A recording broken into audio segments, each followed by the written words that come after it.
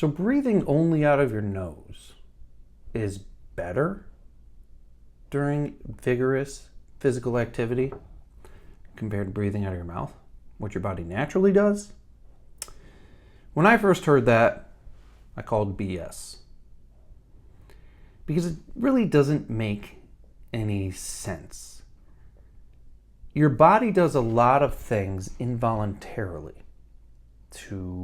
that are efficient, that help it survive, that help it conserve energy, avoid injury. So if you notice when you go outside and you start to jog or sprint, or if you go to the gym and you start lifting weights, you're going to naturally start breathing out of your mouth. Now, why exactly is this? Why do we even breathe during exercise at all?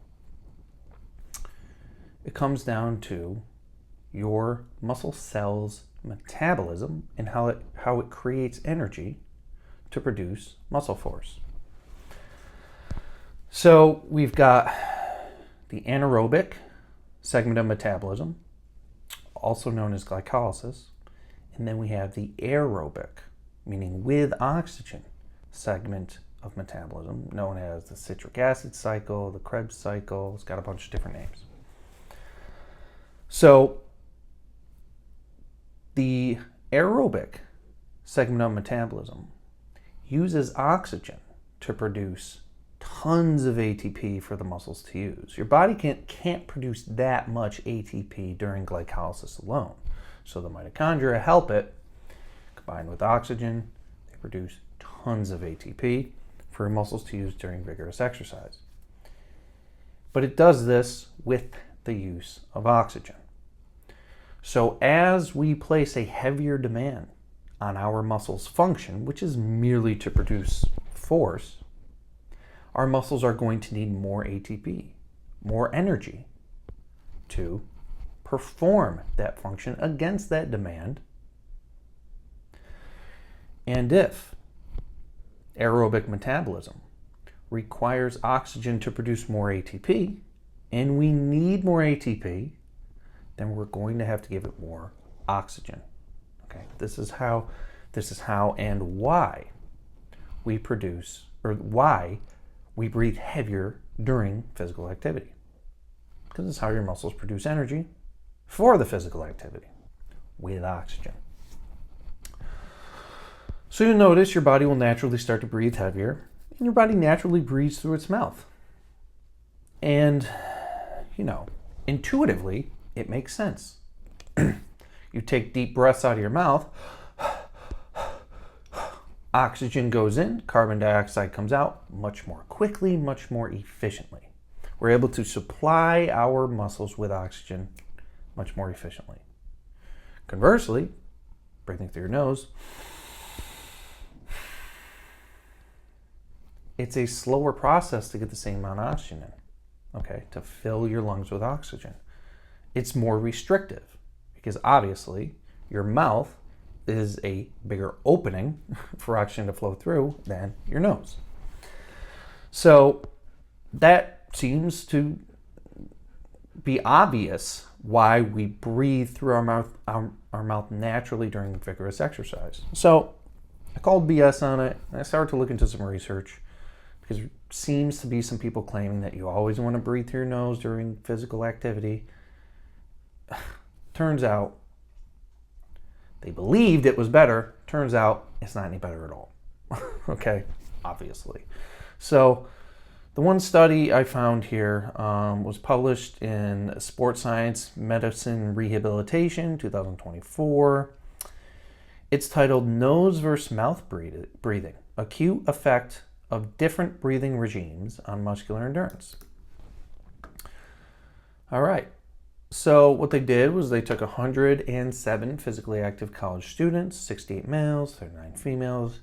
They broke them up into three groups. One, only breathing through the nose.